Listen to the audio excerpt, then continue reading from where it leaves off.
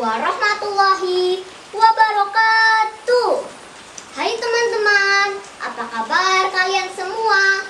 Perkenalkan, nama saya Akila Syakti Rosadi. Saya perwakilan dari SD Negeri 1 Gumelar.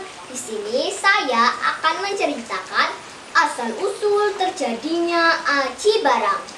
Cerita ini saya ambil dari buku budaya Banyumasan kelas 3 SD penerbit 3 Serangkai tahun 2010. Nah teman-teman, begini ceritanya.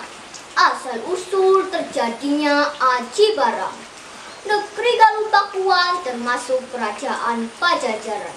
Pada saat itu, negeri Galuh Pakuan sedang dilanda kemarau yang panjang. Adipati negeri Galuh Pakuan bernama Munding Wilis. Istri Munding Wilis sedang hamil. Ia minta dicarikan daun kijang yang berkaki putih. Adipati pun segera berburu ke hutan dengan menggunakan kuda yang bernama Dawuk Meroyong. Dan ternyata sang adipati tersesat di kampung perampok yang dipimpin Abu Lawang. Perbekalannya pun dirampas termasuk kudanya. Adipati pun pulang dengan rasa sedih. Setibanya di Kadipaten, Adipati sedikit terobati hatinya karena mendengar istrinya telah melahirkan seorang putra yang sangat tampan dan mempunyai ciri-ciri di lengan kanannya terdapat belong atau toh wisnu. 4 hari setelah kelahiran putranya, Kadipaten diserang oleh perampok yang dipimpin Abu Lawang. Kadipaten dirampas harta bendanya dan dibakar. Putra sang adipati pun ikut diculik. Pada saat itu, hancur hati sang adipati beserta istrinya. Adipati pun bertekad untuk mencari putranya dengan menyamar sebagai Ki Sandi. Setelah bertahun-tahun, bayi itu pun tumbuh dewasa di Bukit Royo, dan ia diberi nama Caka Mruyung oleh Abu Lawang dan istrinya. Karena tidak suka dengan watak kedua orang tuanya, Caka Mruyung pun pergi meninggalkan Bukit Mruyung dengan menggunakan kuda yang bernama Dawuk Meroyong, yang ternyata kuda milik ayah kandungnya sendiri. Caka Mruyung pun pergi ke arah timur melalui hutan belantara. Sampailah ia di Dayeuh Luhur. Di sana ia singgah di rumah Ki Meranggi. Oleh Ki Meranggi, Caka Mruyung diajarkan membaca, menulis, dan ilmu keprajuritan. Tahukah kalian teman-teman, Ki Meranggi adalah seorang bekas prajurit Majapahit yang menetap di daerah itu. Tempat itu pun diberi nama Desa Panulisan. Setelah dianggap cukup, Caka Mruyung pun pergi meneruskan perjalanannya. Dan ia diberi petunjuk oleh Ki Meranggi untuk mencari hutan yang bernama Pakis Aji.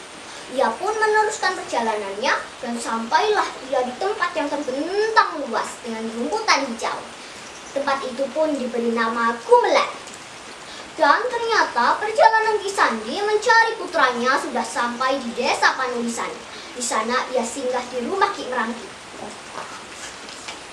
Maaf Ki Sanak, kalau boleh tahu Ki Sanak berdua ini siapa dan mau kemana?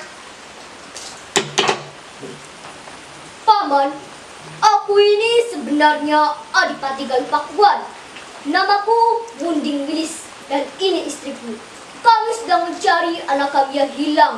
Ia mempunyai ciri-ciri di lengan kanannya terdapat belong.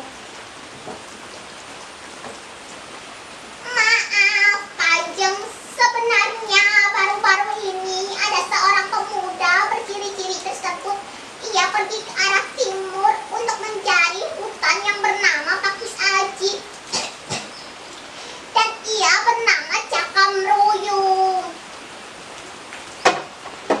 Adipati dan istrinya merasa sangat gembira karena yang dicarinya sudah ada titik terang. Sedangkan perjalanan Caka Mruyung sudah sampai di tepi hutan Pakis Aji. Ia langsung membabat hutan tersebut dan ia menemukan seekor ular yang besar. Ular itu pun langsung ia bunuh dan dibakar. Berita terbakarnya hutan Pakis Aji sampai ke Adipati Ngelangak. Adipati Ngelangak pun merasa sangat marah. Ia langsung menyuruh prajuritnya untuk menangkap si pembakar hutan. Prajuritnya pun membawa Caka Mruyung untuk dihukum. Selama dihukum, Caka Mruyung menunjukkan sikap sopan dan santun. Akhirnya ia pun dibebaskan. Pada suatu hari, Jakabryung mengikuti sayembara pemilihan senopati dan berhasil mengalahkan Ki Gento Ireng. Akhirnya, ia diangkat sebagai senopati Kadipaten Kutanegara dan dinikahkan dengan putri kedua Adipati Ngelangak, yaitu Dewi Pandan Ayu. Hati Adipati Ngelangak pun merasa sangat gembira karena putrinya dinikahi seorang putra dari Adipati Munding Wilis. Akhirnya, Jakabryung diangkat sebagai Adipati Kadipaten Kutanegara dan Kadipaten Kutanegara dipindahkan ke hutan Pakis Aji yang telah dibabatnya. Hutan tersebut diberi nama Aji Barang.